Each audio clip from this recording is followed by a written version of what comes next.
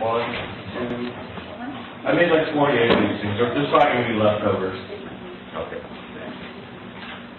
So I know some of you guys are my friends, and I know I've seen some of you guys here or remember you from shows, but has anyone ever come to Giant Robot before to see any shows or do art stuff here or see me?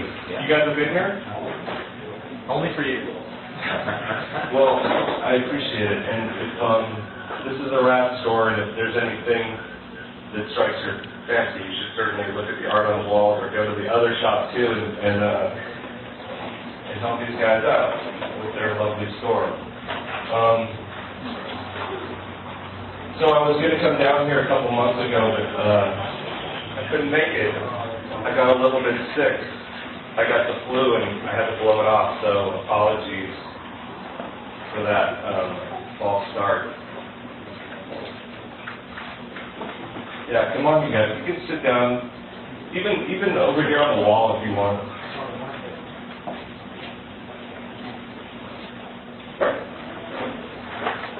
Yeah, just anywhere. Oh, look at Mark's wall page. And these are prescription. I'm not big timing you guys, but I think I'll take them off. Maybe not. Anyway. Yeah, come on in. I got stuff. Grab stuff. There's like this, I don't know if I should call it a zine. It's more like a lyric booklet. But they're going around. Just take one that's free. If you want to grab a free sticker from the register, there's those. And I also brought, look what else I made for you, Steven. I have Dear You buttons. And I've never made these things before, so this is just for this in-store. Oh, absolutely, yeah, sure. So take a Dear You button and pass them along. The reason why I'm giving you guys so many free things is because I'm going to really stick it to you to sell you a shirt. And the reason, let me tell you why those were expensive. Here's the thing. What's over there are the last 30 Dear You double LPs that I put out. That's it. There's maybe I have a little stash for the guys in the band to give them and have a couple for myself. But that's it. That no longer exists. And it's the complete Dear You recording. I think there's, I can't remember if it's 17 or 18 songs on a double album. And I just looked it up online to see what people try to get for these things, and I lowballed it. And so I know it sounds like a lot, $50, but that's it. They're gone and they're never coming back. Feel free to grab one of those. Or Geffen just put out the 20th anniversary of Dear You back on December 18th. And so they're selling it at Amoeba or wherever you go buy records. So you can get it there for cheaper. I don't know how much cheaper though, honestly. They might want like $25 for that thing. Maybe. Is that true? But support them too, because it's hard. I have a shop too. It's damn near impossible to make a living with an actual storefront. So I encourage everyone to shop local. Like I was telling you guys this. I'm totally unprepared, I thought maybe I'd show you a couple of clips from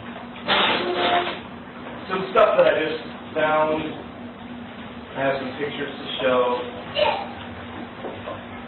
But last year I was going through stuff in my basement, and I found an undeveloped roll of Super 8 movie footage. Black and white footage, and I took it to Adolph Gasser Photography, and I had them develop it. Or no, maybe I sent it down here, actually. I think it was a place in LA. They processed the film, and I got it back, and this is what the film is. I did. You guys might have seen this before. How do I open this up? Where's my brother when we need him? You got it. That's my cat. You don't have sound? I guess not. Pretend like The song Boxcar is playing right now. That's the Roxy Theater on 16th. This is the Mission. The Mission looks nothing like this anymore. And I know that you guys come from neighborhoods that have changed a lot in the last 5 years as well, but this is, it looks like a ghost town. There's Chris. Look at him. And there's Blake putting motor oil behind his ear, I think. And there's a couple of little kids. Anyway, so that's why this footage looks so messed up, is because it has sat in a drawer for, I don't know, over 20 years without getting developed. And that's why it looks all craggy. I think I was trying to embarrass Chris here. This would be at some plumber's butt, but it didn't happen. That's now a bookstore. There used to be a lot of junk shops. I picked it up, but it didn't happen. Right here. Camera a little under. Huh. Okay. I don't know if I have volume on. How much volume? Just remember the song Boxcar. You guys remember. There's like 2 chords in the song. You know it. That one. That song always played when we played live. It always been really good. This is the part where you see the heads going up and down. Anyway, so this is a little artifact that I found, and I was so excited to see it. Okay, that's Hunt's Donuts. That's where you would go late at night and maybe buy your own stuff back that had been stolen from your car. Brad Kahn from J Church calls his publishing company Open 25 Hours Music. You guys remember Lance. Who could forget Lance? And if you don't know Lance, look him up. Look up J Church on YouTube or wherever you can look for music. I have a clip from the documentary I have the Dear You section from the documentary, but maybe we shouldn't play it just yet until we get sound worked out, because you probably want to hear that. Am I right? Was the sound just coming out of that machine only? Yeah. So we need like an RCA cable out to whatever I'm talking through. It sounds like I know what I'm doing, doesn't it? Yeah, get a Z-flexor dongle switch for the thing, and we'll get sound in stereo. All right, well... And while we're setting that up... Yeah, we'll do that. We'll do something else. Can I ask a question? Oh, I'm not yeah. having a show. That's my brother is shilling for me right now. It's real. What's up? Can I ask you? I just want to know a little bit about the experience of recording the record with Cavallo and what it was like, going from less expensive recording situation into a big time thing, and how that felt in the Well, I'm curious, I want to read the room. It's like I see a lot of young faces here, so a lot of you guys probably weren't old enough to have seen my group, certainly these guys. But did anyone see my band? That's not all that many, really. Okay. So kind of I'm talking to kind of some new jacks. Some water. Someone want water. Right over here. Let's make this happen for you.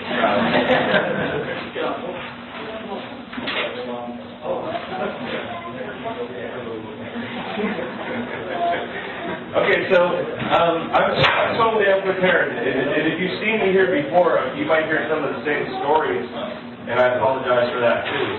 But the last 2 weeks I've been emptying out my video store that I've owned for 18 years, and I'm vacating my storefront and moving into the Alamo Draft House Cinema on Mission Street. So I just had to box up 18 years of stuff, and then I got on a plane and I came here. So my back is killing me, but I'm super psyched to be here. But I'm going to be a little bit tangential and stupid. I don't have this thing all planned out. Very much like the band. If you've seen us, we would take 5 minutes in between songs to figure out how to tune the guitars and I'd go to the bathroom, and you know, it'd be like that. So we were not a crack outfit. Okay, so I'm gonna show you some pictures of it. And I'll get to your question, Abby. My brother who did the shilling for me.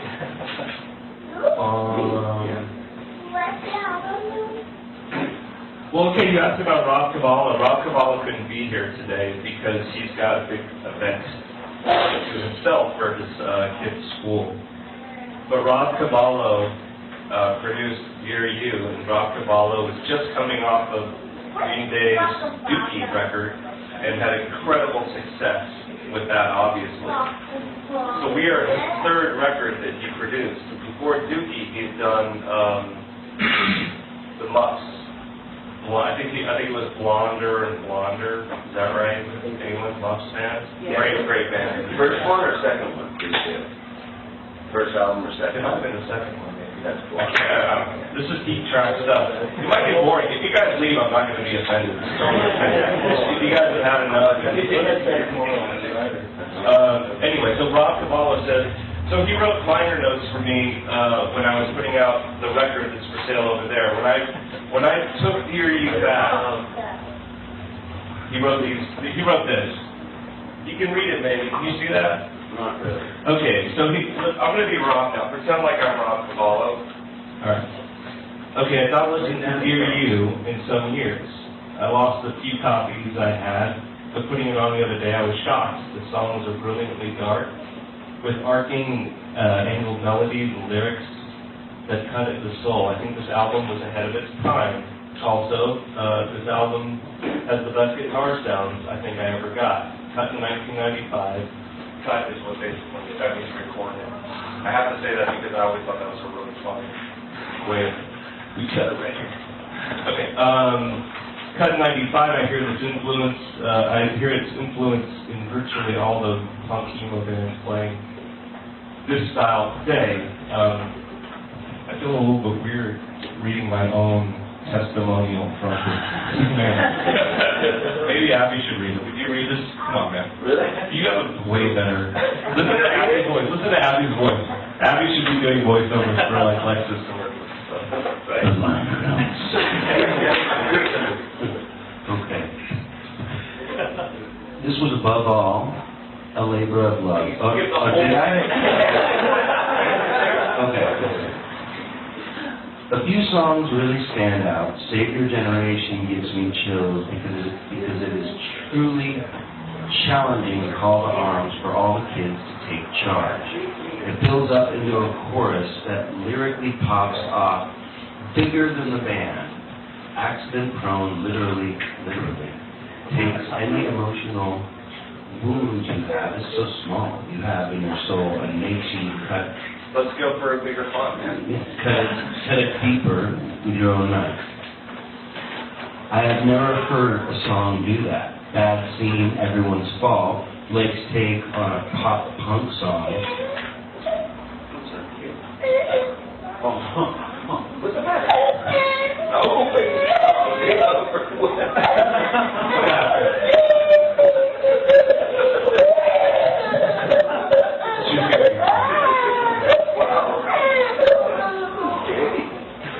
Okay, a boxcar originally left off Dear You because it was on the previous album. The band couldn't be convinced to put it on this one. It's a brilliant song. The lyrics work on so many levels. My favorite was how it called out all the fake punk pretenders. I still think that if this was our first single, it would have been a hit and served as a handle for people to pick up the rest of the album, and then millions of people could have enjoyed the rest of what's inside. Well, I don't know about that. Millions, that's a lot of people. This was a labor of love. My drums were simply played and very powerful. Chris's bass was fat and focused. Blake's tunes and singing were definitely rich, and those guitar tones are my favorite. Neil King did an amazing job of engineering and providing a great daily vibe. Jerry Finn's mixes are some of his finest. I'm going to get to these guys in a minute, but I just want to give Rob his say here. The guitars are by far the loudest on any record ever, yet the vocals, drums, and bass are still perfectly easy to hear. Feel any modern band, I'm sure, would give anything to get that sound. God knows we've tried our damnedest, and for my part, rehearsing with the band, getting song structures together, conceptualizing, getting great performances in the studio, supporting, cajoling, painting the sound, etc. I had the best, most fulfilling time a producer can have with a band. I consider myself lucky to have been there. So I thought that was really nice that Rob did that for me. So I really want to show, before I get into telling like any of this more like the minutia of this thing, I would love to show you the scene from the movie. So let me try it and see if you can hear what's going on, and if you can't, we'll blow it off.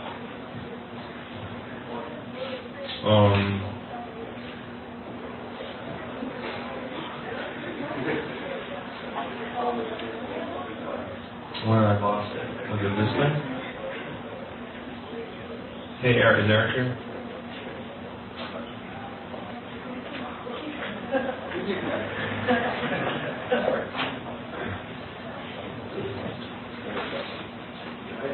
Well, if I play this, will they be able to hear it now, or are we just going to get it out of that? Okay. Is there any way we can get that happen? Or do you need like a super long chord? Okay. All right. Yeah, that's a good idea. Let's see if this works. It's coming out there, right?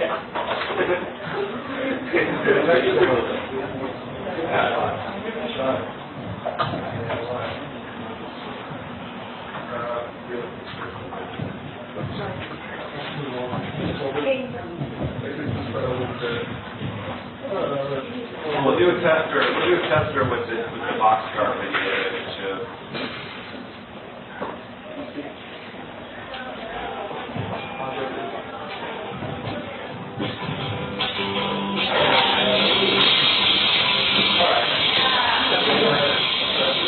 I'm not going to take you guys one of those.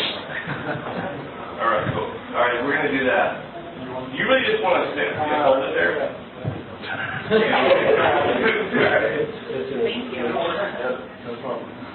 Okay, so the documentary, which has been in the works, we started filming like 9 years ago, crazy long time ago. But these guys are doing it on their own time, and that's why it's taking so long. It's just now, we just got a bunch of new interviews with Billy Joe Armstrong and Jessica Hopper is in it now, Josh Caterer from the Smoking Post, Ben Weasel from Screeching Weasel, all those like Chicago people got in there just recently. And so they're kind of back at it, but the reason why it's taking so long is because these guys are getting paid to make this movie. They just do it like when they're on vacation and stuff, and when the spirit moves them. So people keep asking me about it, and I wish I could say it's coming out next year, but I honestly don't know. There's a new producer on it now, Dan from The Promise Ring, who is one of the producers now. He's helping with the editing and stuff. Which I thought that was cool because this was someone that was kind of from he's in our wheelhouse, and he kind of knows the band and stuff like that. Okay, we'll see how this works. Oh, look at me. That's my kitchen.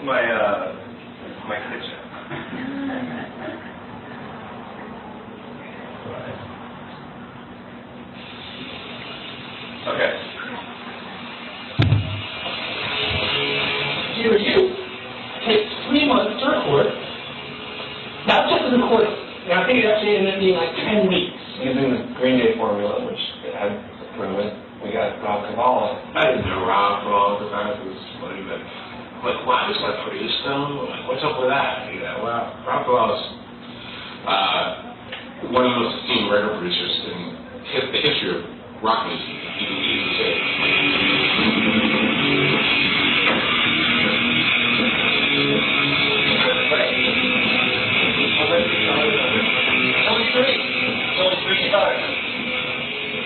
The word on the street was that there were 16. I think the album I tried to put together, the album I was probably, a lot of ways least involved in. It seemed like 5 days or something, but those guys did pretty much all their stuff. and then there was another month of like guitars, vocals. So I was in there a long time. It was the guitars and the voices that we were really trying to nail. So Blake was in there for a really long time. Yeah, it's hard to collaborate in the way that we had. And, as a talker, I resented the fact that, he had written the bass line for us. I felt he had written the bass line. I think I had some leeway, but, obviously the arrangements and tempos, and we things change over time. We didn't have on stage or something like this, lording it over. It's just different. It was pouring out. Right, exactly. The guitars on this song are what I like. I think they're actually some of the best writing ever did. It sounded like an ocean of guitars.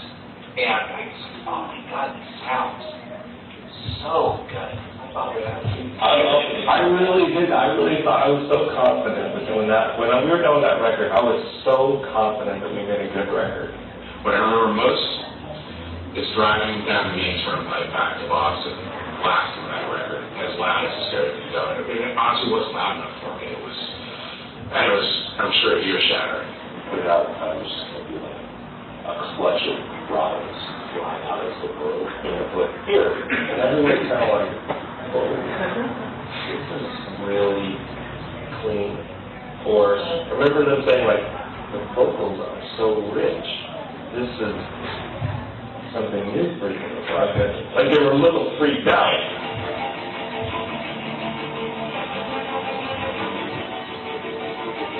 I don't know, but the album, the production, the songwriting, I don't know what it was. Somewhat wrong. I hate everything you represent. I hate the way it sounded. I hate the lyrics. I hate it. I just like anything about it. Guy playing the new Jawbreaker record, and I said, "What's that?" And he goes, "It's Jawbreaker." And he goes, I'm like, "What happened?"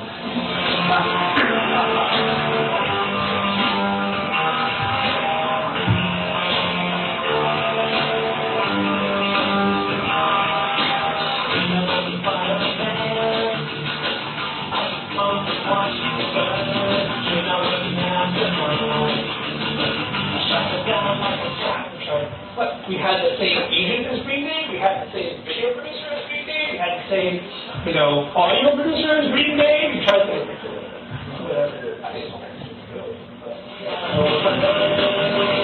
But I remember thinking, well, if you want Green Day Part 2, maybe this is your idea of how to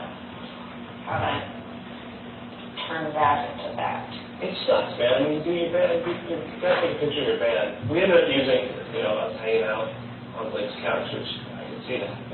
We probably had hung out on Blake's couch before. But, did we ever stand up on top of the abandoned mugs? And sunset looking top? Probably didn't happen.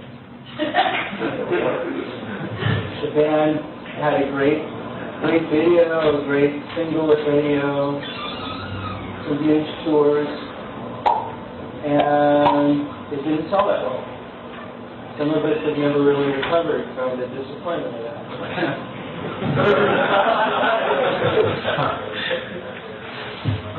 Well, Lou Reed's Transformer didn't sell very well either.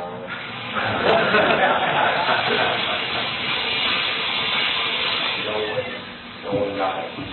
No one bought it. Huge backlash in the punk rock world.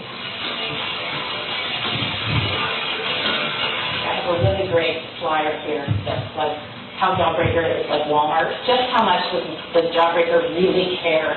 You go to the hardware store on your block, or you go to Home Depot. Currently in the punk scene, trust is being attacked and destroyed by the actions of bands like Jawbreaker. How? Jawbreaker is a band that's been time and time again, even on stage, band. So people would go through that road where you'd be really popular for a while, and then suddenly you would be a pariah and you've done something bad. It's like the equivalent of that Dylan thing, the One Electric. It was like our generation's version of that. But so what? They like their audience. That's nothing new for a band, right? Well, let me ask you a question. Why did they have to lie at all?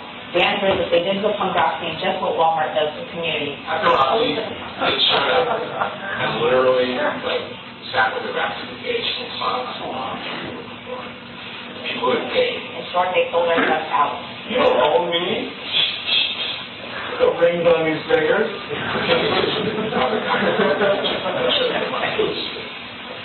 That's a pretty intense thing. Had paid the price of admission in order to express their disappointment. All the people that involved in it, like, hey, actually the right to them were like, that's the worst thing in the world. I said, well, wait a minute, they're the same people, you know. You trusted these guys, you know, listen to their music for ages, like, what? You listen to what they're saying, you know.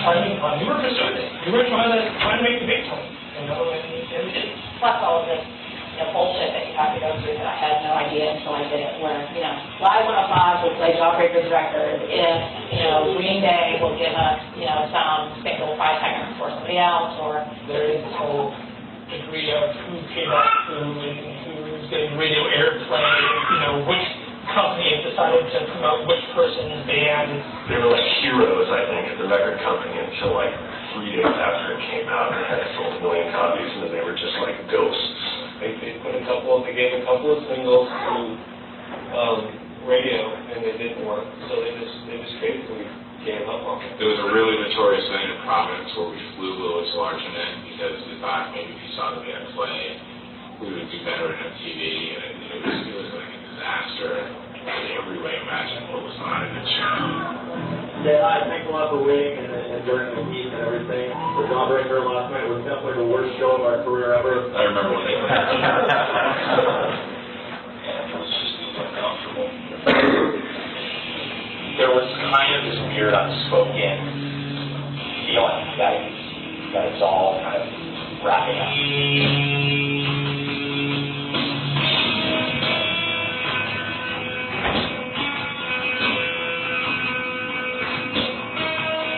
Tired, just the grind on the toe, and we were getting to our wits' end, I think.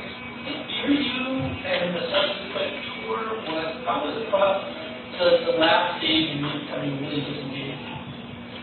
I don't know what was the reaction? We were losing Chris. Yeah, I was doing other things. I was realizing, I didn't want to do this forever. Right. You're right.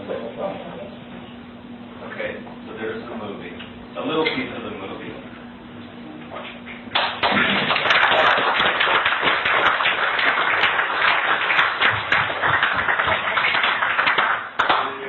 Are we allowed to ask questions? Yeah, please, let's have you guys ask questions.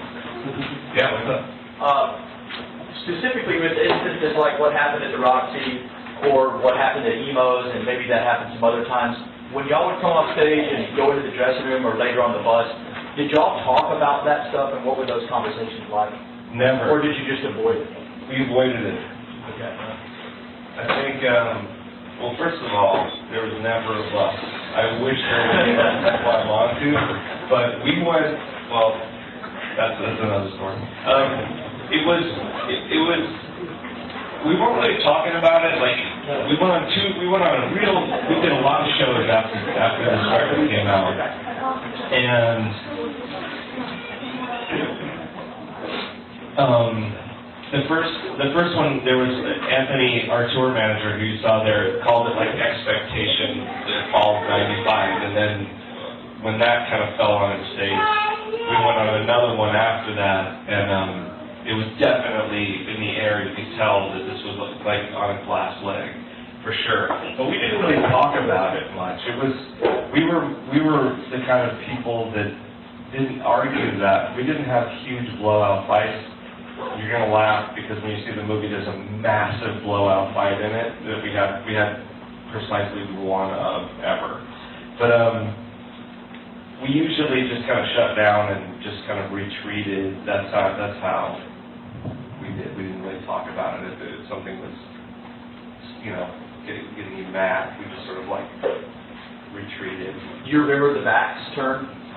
I don't remember that very much because it's funny, the Roxy show that you mentioned, I swear to God, that was like one of the best shows that we ever played. When I left, I thought that we totally killed, and I thought it was great. And frankly, I didn't really care. None of us really cared what people thought. If we cared what people thought, we wouldn't have signed to a major label because that was the major thing that people were talking about. The only thing that people were talking about around this record, this band at the time, was how we had sold out the scene, and if we really cared about that stuff, we probably wouldn't have done it. But we got to the point where we changed our mind, we were ready to move on and try something new. In fact, I would go as far as to say, if we hadn't have signed to a major label to make Dear You, we probably would have broken up. Because we were, in 1994, we got back from a big tour of Europe, and we were tired, and we didn't really want to do it anymore, and we were ready to call it quits.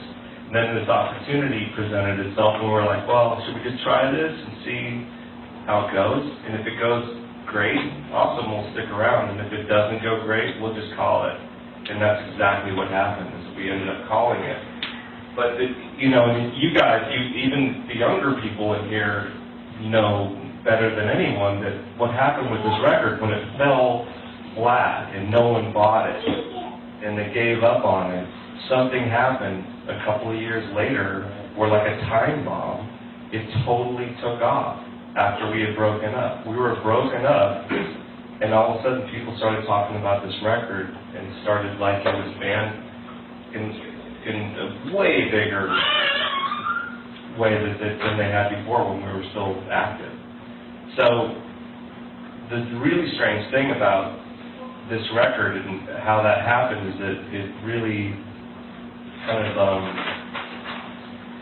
I don't know, we're sort of more popular now than we were when we were a band. Like the 10 people that saw us in here, that was probably it. That when you were in Jabberjaw, there weren't all that. I mean, there was a couple hundred people, but I think people in their minds, because as they look at how we got popular later, they just assume that we're like rich guys that sold millions of records, and but we were not. We had a little scene of people that were super into this band.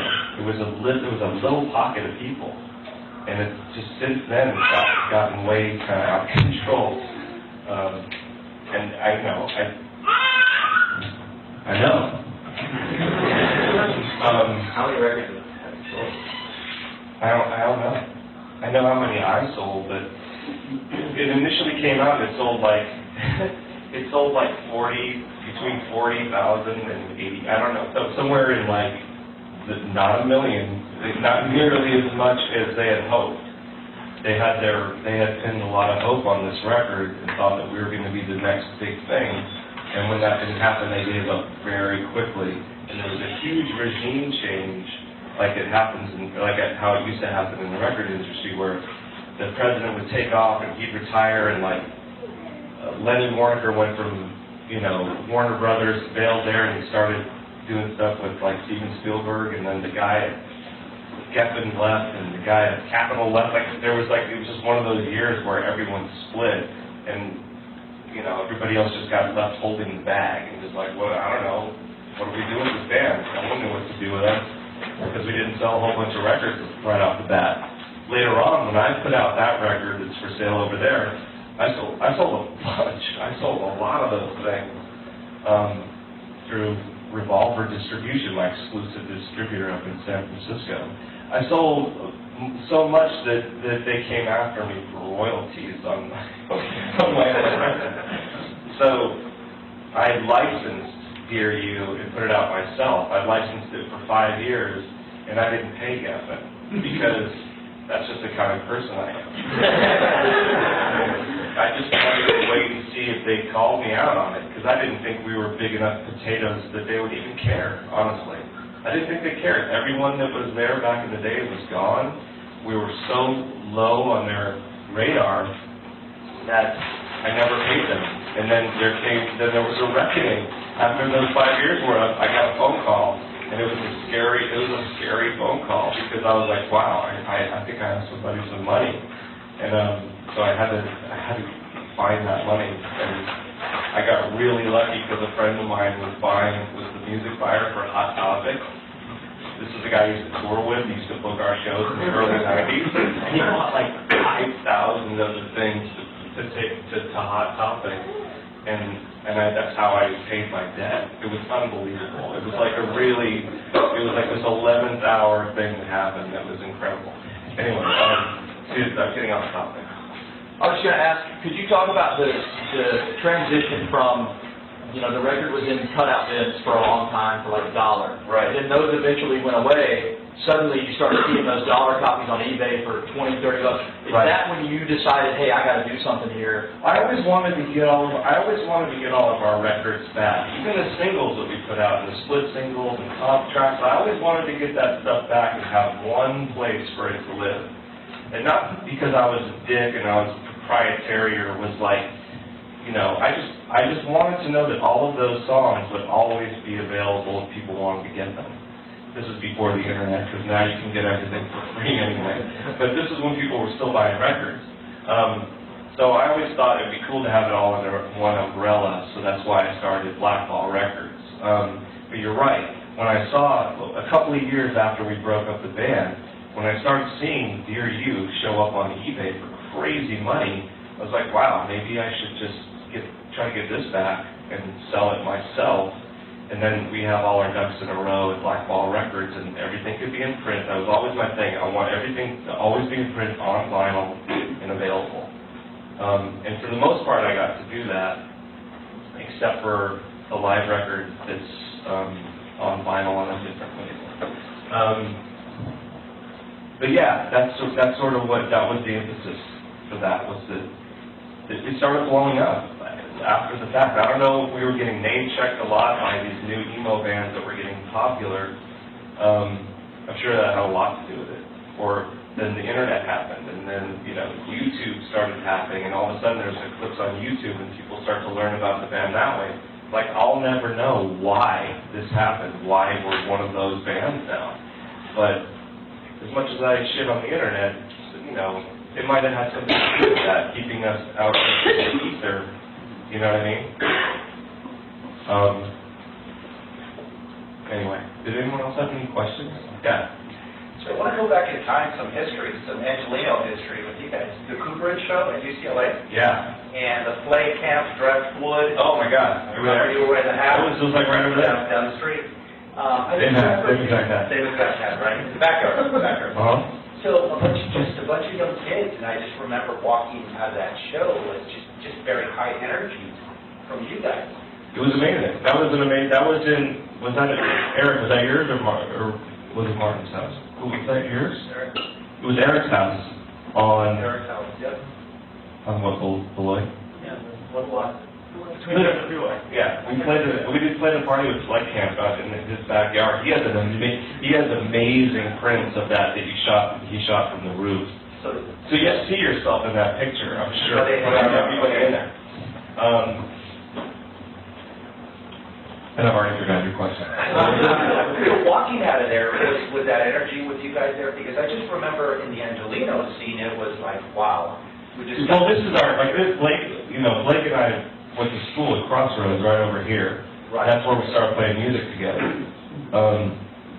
Blake lived in Venice, and I lived in the Palisades, and we started playing music together when we were in 11th grade, like 1982. And then we just kept on playing and finding other guys, and then kind of settled in on Jawbreaker when we went to school back in New York City, and that's where we met Chris.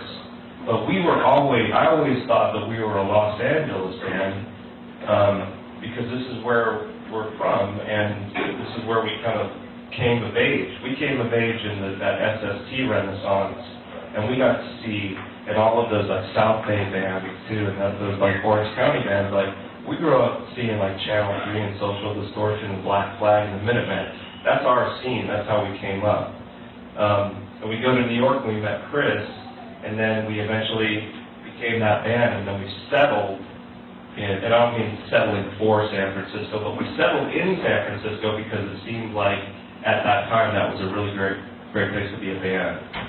because all that lookout scene was happening. K-Church. Yeah, all of those guys were there. We always had really great shows in San Francisco. So as sort of a compromise between New York and LA, we're like, we'll go to San Francisco, which is like exactly that kind of thing. We also tried to do it here. We played in Los Angeles for a couple of summers while we were all in college, and we would play at like the Gaslight and Anti-Club and Club 88, like Condos, I think. totally. So we played all those all those little LA clubs, and Chris didn't like Los Angeles at all. Chris hated Los Angeles. He hates the sun. Chris lives up in Oregon right now. He's in Olympia, Washington. So Chris likes it nice and dark. But, me and Blake like to go to the beach, So it didn't work out here, and that's why we settled in San Francisco. But those trips, we came down here every chance we could to play at Jawbreaker, to play at, at UCLA or wherever. Raji's, those places. And honestly, I'm not doing this event in San Francisco. Like, some people are kind of making noises, like, I should do this in San Francisco, but this is where I feel we get a shit ton of support. Sorry for I'm going to jump and swear. You guys. There are no bad words. Remember what George Carlin said.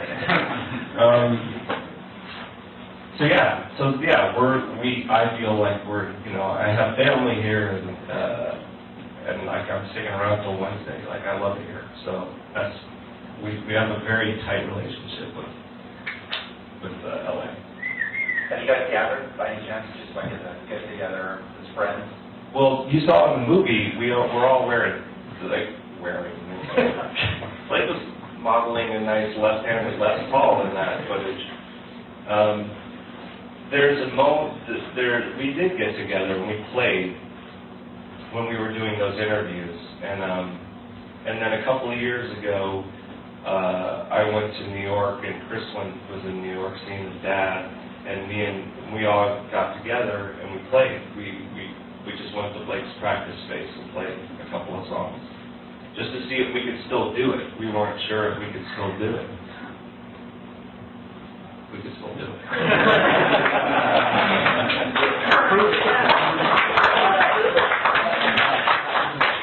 No, I was a little bit nervous going in there, and it was a little bit weird, but something about, you play with a band. We played together for 10 years. So what was really strange, I will share this with you, was that, and I have a recording of it. I'm not going to play the recording. I'll play the iPhone recording. But when I timed out, like, your muscle memory, that stuff is just in your DNA. You play those songs that many times. Even if it's 16, 20 years later, however later it was, you just get right back into it.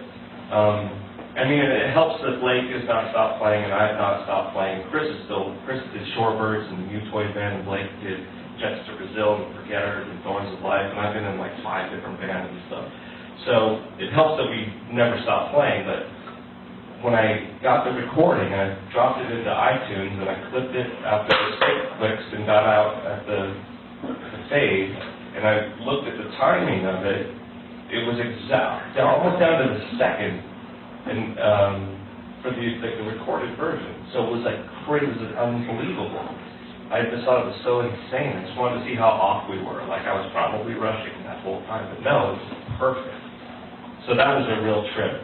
And people always ask me, are you going to get back together and play? I don't know the answer to that, but they keep asking us, and now at least I know that if we decide to do it, that it would be good. I think it would be good. Do you think some of it seems like there's some reluctance among you guys to reform? Obviously there was some trauma from his album. Is any of that? Does it look like that? Does it look like it was traumatic? It wasn't too traumatic. Maybe it was. I don't know. Maybe I might be idealizing. It's hard to say. It's really hard for me to sit here and look at that. I can barely do what I'm doing right now. Like, I'm just on autopilot right now. But there's reluctance because Blake, and I'm not going to speak for Blake or Chris right now, so this is what I imagine in my head. Blake and Chris, Blake especially, he started Jets to Brazil. They put out 3 records and toured the world and did very well. And in every show, I know that there was that one guy that got too many drinks in him and started screaming at Blake to play a Jawbreaker song, and I know that must have been a drag. That was me. Amazing. But so I think that might have been the bummer, because he was real busy doing this other band, and yet while we were experiencing this kind of like second wind or whatever, this new popularity, people were yelling at him about Jawbreaker when he was trying to do this new thing. I think that must have been frustrating for him. Again, he never said that to me, but it seemed like it would be irksome. So I think that was what it was like in the early days. And then later, then Chris got started his band. You got to remember, Blake's in Brooklyn. I'm in San Francisco. Chris is in Olympia. We very seldom ever find ourselves in the same city. It's a real rarity because everyone was busy doing their own music and stuff, and I was starting a family. I had a couple of kids, and that sounds like I'm diminishing my children. I had 2 lovely daughters who are amazing, and that's the reason why I'm alive. It never sunk up, you know what I mean? It never lined up. And it was only way later when we saw the popularity kind of growing that we started to entertain that idea.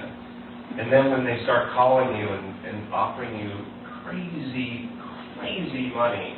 Yeah, the Coachella rumor, true? Anything that you've heard is probably true.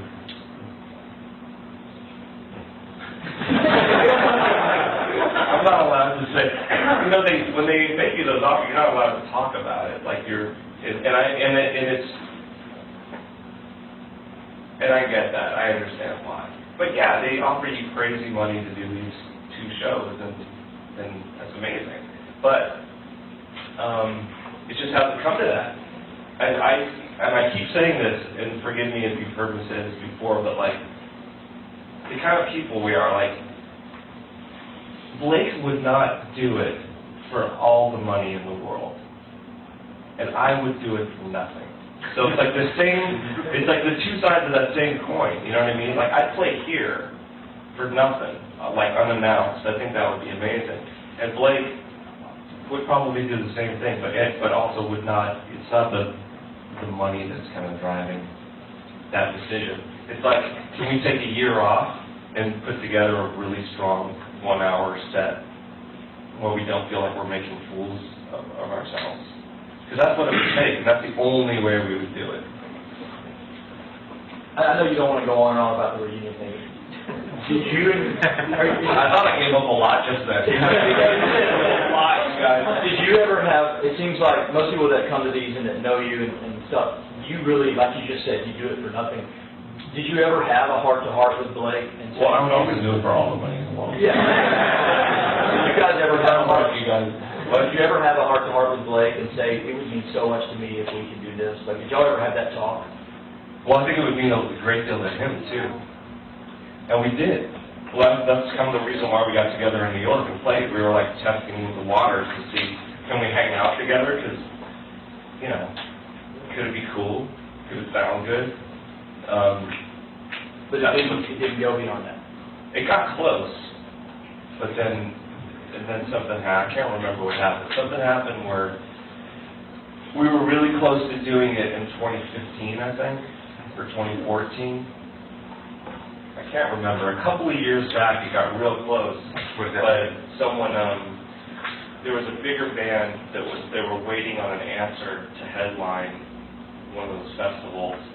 And then, sure enough, they did it. They took their slot, and it kind of relegated us to the following year. And then it just wasn't the timing wasn't right the following year. So yeah, we've talked about it. We've totally talked about it, and everyone's excited about it. But it's got to be right. It's got to be cool. It's got to be just right. And like all the money in the world isn't going to make that happen. Everyone's just got to be like right there with it. That's the only real way I kind of describe it. But yeah, it's not lost on us. It's like, Blake's not, and Chris, they don't walk around like oblivious to the fact that people love that old band, you know? They know. I think I know a little bit more because I'm sort of the curator of our legacy by having the record label and doing this kind of stuff. And I'm the one that makes the shirts, and I print the records, and I hear from people all the time about how important this band is, but I know that those guys hear it a lot too. It's definitely not lost on them. Yeah, I heard that the name of your record label, Blackball Records, I heard about the story about Shug Knight actually trying to start his own version of Blackball Records, and I don't know if you can explain how that ended up. Well, Shug, I'd actually call him Shug because we're friends. No, I've never met Shug Knight, but here's what happened. Blackball Records put out a 7-inch by our band. It was Whack and Black 7-inch. It's a 3-song 7-inch. It was the very first thing that we self-released. We made like 500 copies of it, and we called it Blackball because the logo was going to be just a black circle with then maybe like looking like an 8-ball. So that's the name of the record label. And then years later, when I put out Dear You, that was Dear You was like my second release. Like it was like 20 years later, and I put out another record. We continued with that name, and then I heard from Shug Knight's people that said that he was doing Blackball Records. He was starting, I think it was like a reality program about building a record label, like kind of like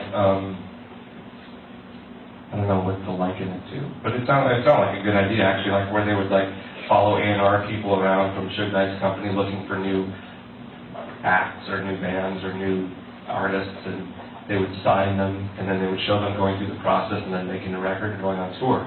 I don't think it ever ended up happening, but he wanted to call it Blackball, and that got me a little worried, because if you know anything about Shug Knight, you hear stories, and I don't know if it's true. But like, this isn't someone that I was gonna fight with for the name of I didn't have the resources, number one. But you hear stories about him, like Vanilla Ice being dangled off of a balcony and stuff. I don't know if any of that's true. I kind of like to think it is true because it's an interesting, it's glamorous and it's show business and it sounds so amazing, old school. So I did something that was very unlike me. I called somebody for advice. And who do you think I called to ask about the Shug Knight thing? Ian Mackay. I called up Ian, and I called him because I actually do know him. But I called up Ian and I go, Ian, man, Shug Knight wants the name Blackball Records. What should I do? And he goes, no one's going to mistake Shug Knight's label for yours. Like, just don't worry about it. So I didn't worry about it, and so I guess we still have our name. I thought someone was going from Shug Knight's people were going to like offer me money for the domain, for like blackballrecords.com. I thought maybe we could make a little bit of money and I'll just change it to something else. I was fully prepared to do that. And that is my Shug Knight story. You must have seen Straight Outta Compton. That was great. Love that. The movie was great. I love that. We listened to a lot of NWA in the Jawbreaker band, always from jump. Because me and Jason, this guy turned me on to NWA. Like I have the Boys in the Hood 12-inch, okay, from when it came out. Like we're like early adopters of that band. We love to listen to them in the band. And Neil Young too. Anyone else? I don't know what else I could tell you guys. I have so many dumb stories about recording that record. We recorded Dear You up in San Francisco at Fantasy Studios, where Creedence Clearwater Revival and many other legendary rock bands made records. We were recording there when Rancid was making that Come the Wolves. Is that the name of that? Yeah. The really super popular one. So they were in Studio 1 and we were in number 2, and Blake swears that he saw Booker T walking around in like a bathrobe. Just walking around in Fantasy Studios in a bathrobe drinking coffee. Booker T and the MGs. Come on. I didn't see it happen, but I totally believe that.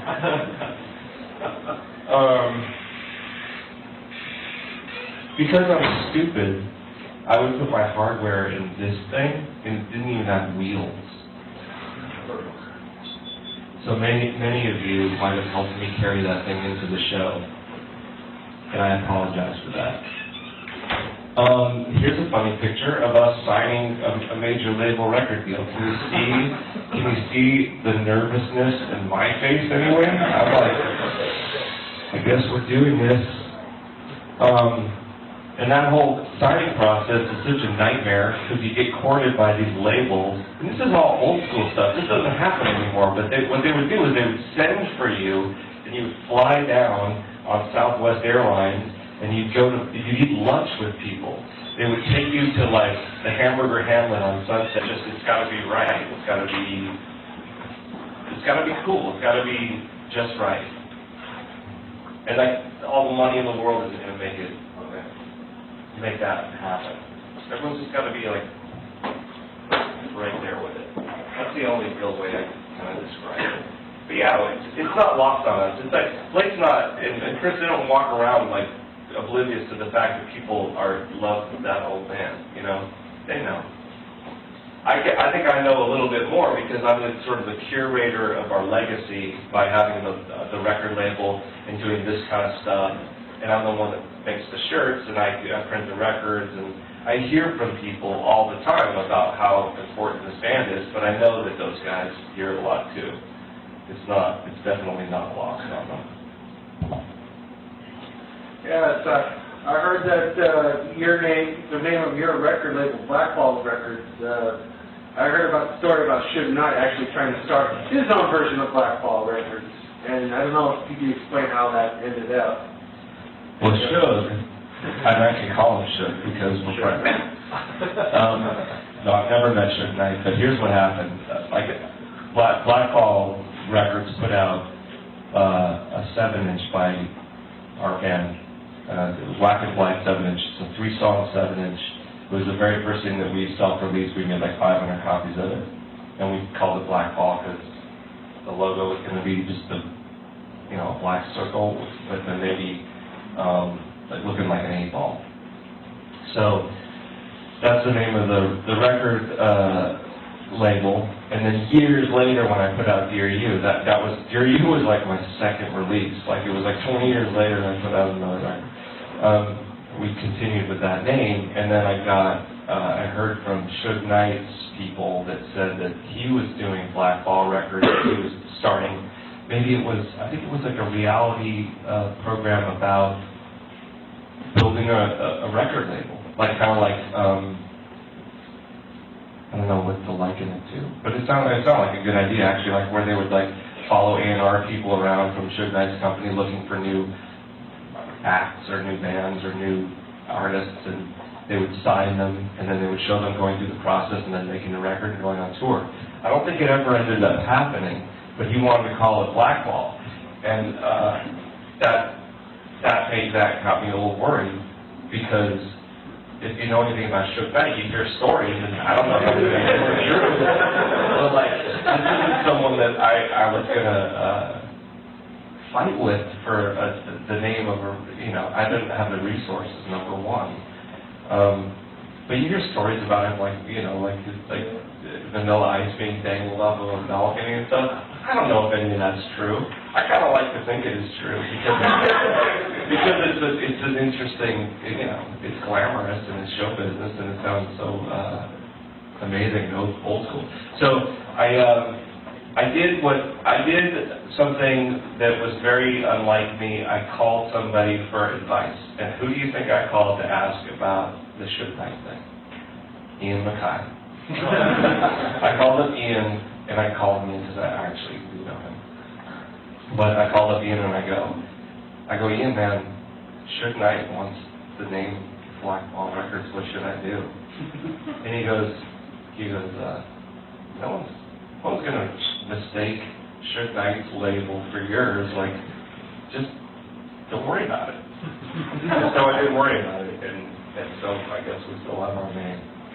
I thought maybe, honestly, I thought someone was going to, from Shug Knight, people were going to like offer me money for the domain, you know, for the blackballrecords.com. I thought maybe we could make a little bit of money and I'll just change it to something else. I was fully prepared to do that. And that is my Shug Knight story. You must have seen Straight Outta Compton. That was great. Love that. The movie was great. I love that. We listened to a lot of NWA in the Jawbreaker band, always from jump. Because me and Jason, this guy turned me on to NWA. Like I have the Boys in the Hood's Wellness, okay, from when it came out. Like we're like early adopters of that band. We love to listen to them in there. And Neil Young too. Anyone else? I don't know what else I could tell you guys. I have so many dumb stories about recording that record. We recorded Dear You up in San Francisco at Fantasy Studios, where Creedence Clearwater Revival and many other legendary rock bands made records. We were recording there when Rancid was making that Out Come the Wolves. Is that the name of that? Yeah. The really super popular one. So they were in Studio 1 and we were in number 2, and Blake swears that he saw Booker T walking around in like a bathrobe. Just walking around in Fantasy Studios in a bathrobe drinking coffee, Booker T and the MGs. Come on. I didn't see it happen, but I totally believe that.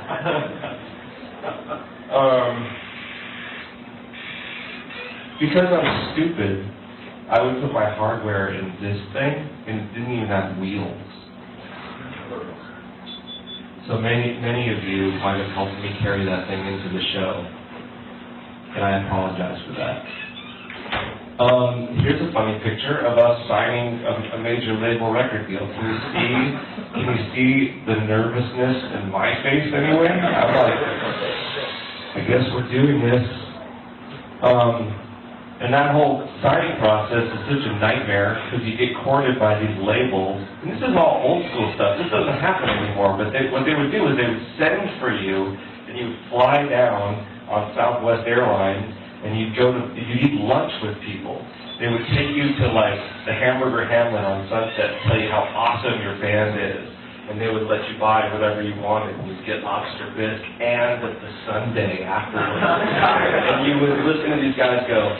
And I say it in the movies, they all said the same thing. They would say, we are going to make you our #1 priority. They said that over and over again, like 10 different labels said that to me, and I never believed any of it because I read the book.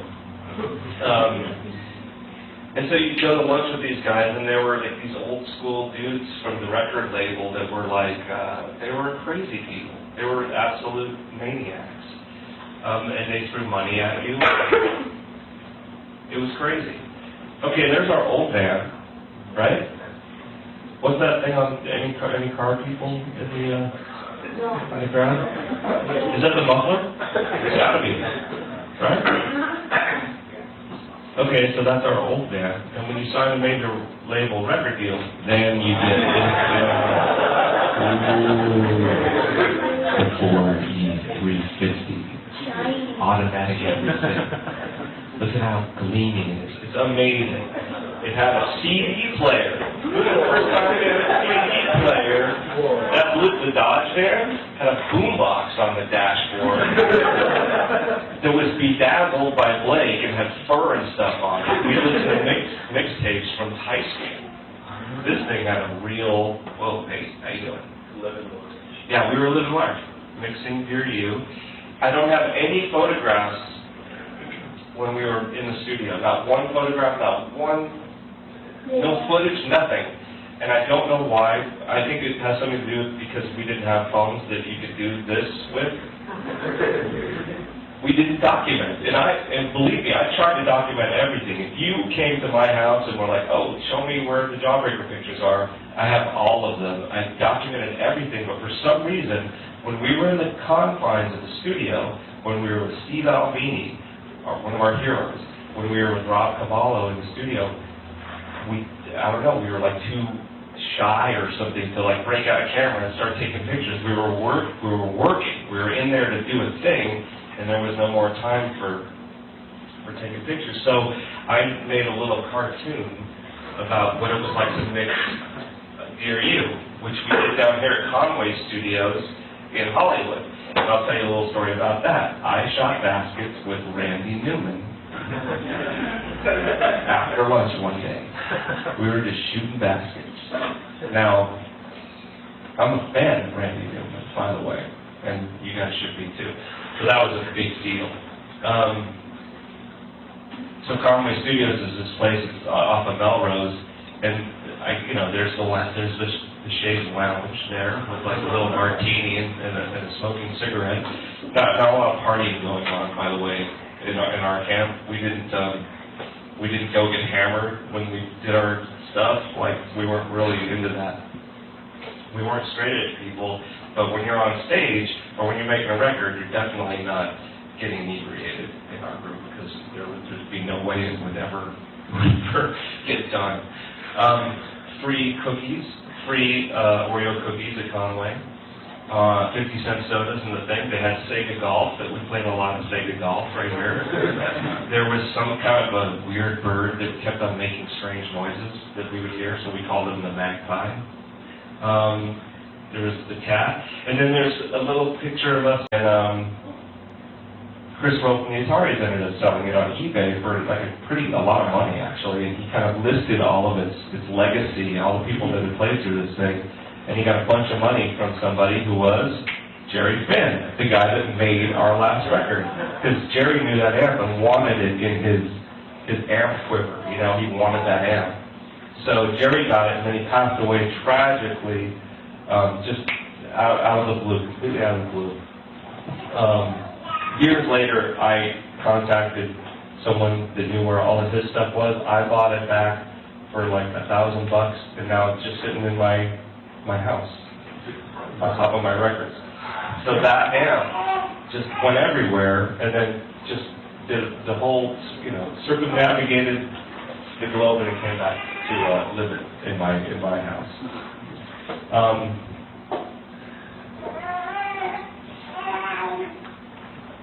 I know that feeling. This is just to prove that I did my parts. I recorded, however, 17, 18 songs in 5 days, which for a major label thing is pretty quick. I'm kind of bragging when I show you this. The first thing I recorded on March 2nd, I think I did like 4 or 5 songs a day for 5 days, and then I was done. I was out of there. And I would just come back to watch Blake record his vocals and his guitar. Chris was pretty much out of the picture at that point. I think that you kind of got the feeling that he was a little bit like out of the picture then. I worry a little bit that Chris comes off resentful in the film, but when you see the whole thing, you'll see he definitely has an arc to his feelings towards this band. So it wasn't just like sort of negativity. This book was put together by a woman, Daisy. I don't know if it's her store was called Daisy Arts, or if her name is actually Daisy as well. But this was a place in Venice, and they made books out of. You would give them stuff, and they would make a book out of it. And it was kind of like a leather-bound book. So she put that together, and that's what we used for the cover of the record. Okay, there's your guys. Just some more pictures from that same session. That's Blake's apartment at 23rd and Valencia. His apartment now would probably be going for like $9,000. It was a really nice place. But back then it was like, I don't know, it probably cost $1,000 to live there. I took that as a Polaroid I took of a fire engine for the fireman. The fireman, 7-inch. It was a 7-inch. It was an Australian 7-inch, and you know you guys have not lived until you have bought your own record from a junkie on 16th and Valencia for like $1. My copy of that one, that's the case. And it was, again, it was probably stolen from my car. All right, Jawbreaker put out a couple of compilations. You guys are flagging, I can see it. How do I get you back? What can I do? And you know, we would, whoa. PayPal? Oh, that was, don't look at the PayPal. Okay, here's the Foo Fighters. So we went on tour. We did a bunch of big tours when Dear You came out. We went on tour with the Foo Fighters. We went and did shows in, we did an Australian tour. Please. I don't even know what that means. Okay. I'm sorry if I'm opening up all your private stuff. Here. I'm bragging again. Okay, when I would go on tour, if I went on a 30 or 40-day tour, I would bring I had one drum head on my snare drum, and I would just play that. Like we were one of those bands that had like text that would come out and just change your stuff for you. So that's my Dear You Fall snare drum. And you can see it's just beat to shit, and there's blood all over it and stuff. And that's what I was doing, man. I was really hitting hard. This was, okay, we played a bunch of these, like, Christmas shows. Look at this light up. Look at that light up there. Look at how little, anyway, there. I go, well, the thing is, that we do it better than you.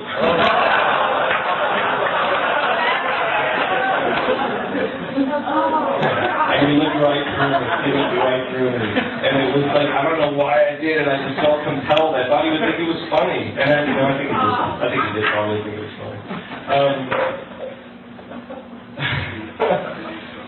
But yeah, like, so playing with some of our heroes, you know, we get to play with Oasis and Radiohead and Sonic Youth.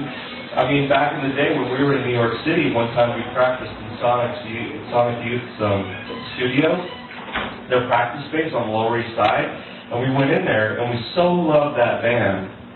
Like, Evil had just come out, and that, like, they had all their guitars and their merch in the corner. We didn't even look in that direction.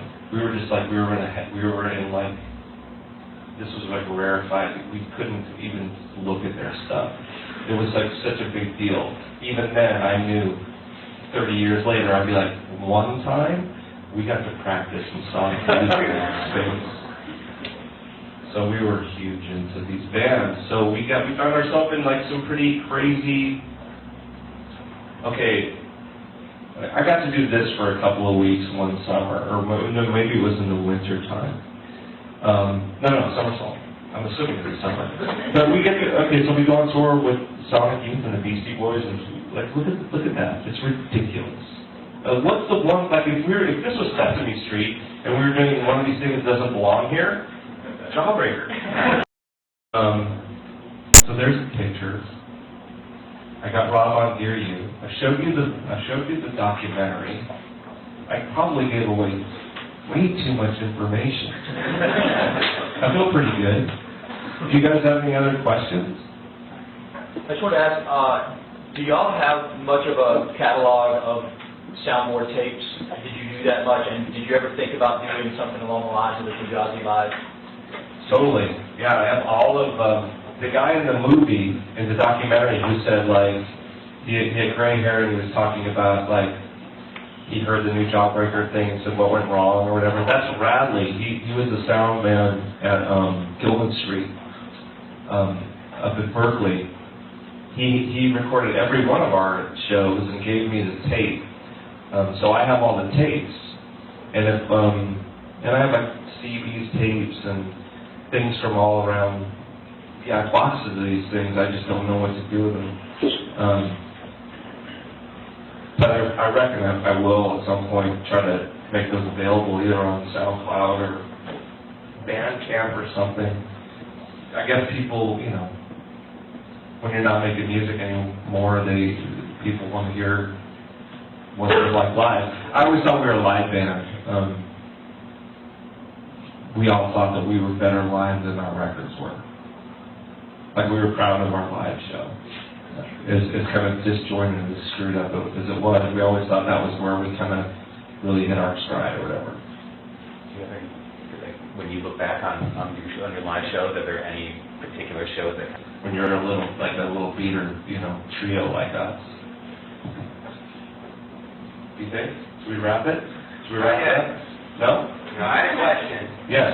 I think it was that Fuller thing, college in '94. Yeah. I remember that. Yeah, I saw you guys there, but early that morning when the Northridge earthquake happened? Yes. So I was wondering, what was your recollection of that time? We were on our way to San Diego after that Fullerton show. So we stopped somewhere. Does this make sense that we were somewhere like in Long Beach? Does that make sense? After the show, you pile on the van, you loaded up, you start towards San Diego. We stopped in Long Beach and we How did that happen? Because here's the thing, like, this band would not, we weren't like, we would flop, that's what we called it. We called it getting the Dodge out of hell. After we got done with our show, we got the stuff in the van as quickly as possible and we were on to the next one. Because we didn't want to hang out and just like, stay up all night at someone's house and get hammered. That just wasn't our thing. So we wanted to take a shower. So we would all do that thing where you all pile into a Super 8 or a Motel 6 and all get in the same room, you know, kind of like all sneak in so you get their shower and you can get that much closer to the next show. That was kind of our thing. Get the Dodge out of hell. Not that the show for hell, but you know what I'm saying. So we were in Long Beach, I think, on our way to San Diego, and we were up late because we had come in late after that Fullerton thing and hanging around. And it was about 3 o'clock in the morning, maybe. Does anyone remember that quake? It was 4 in the morning? And we were check out this. We were watching Journey to the Center of the Earth when that earthquake happened. We were watching it on TV. It was 4 in the morning, and everyone just kind of like chilling out. And then and then the earthquake happened. Chris had never been in an earthquake. Chris is from Connecticut. So you remember that earthquake. That was intense. It started happening while we're watching Journey to the Center of the Earth. We open up the door and we see there's a pool just outside of our door, and you see water being thrown out of the pool, and the headlights of those like Long Beach kind of like yellowy kind of not headlights, but the street lights, like a whole row of them bending like this, and Chris flipped out. He lost his mind. He couldn't believe what was happening, and he ran out of there barefoot, completely fucked his foot up.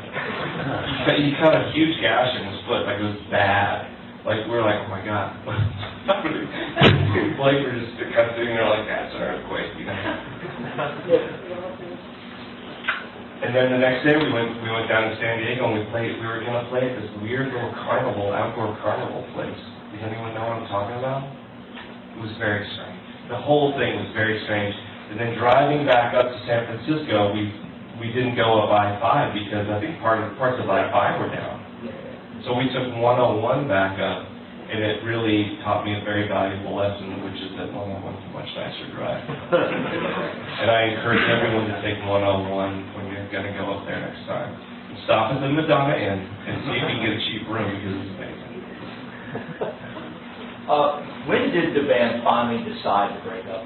It was right around when Independence Day came out. I just remember that because we went and saw a movie, but then very shortly after that we broke up together. So around, what's that, July 96? Yeah, July 96. Kids gassing on me. You should mention your new band.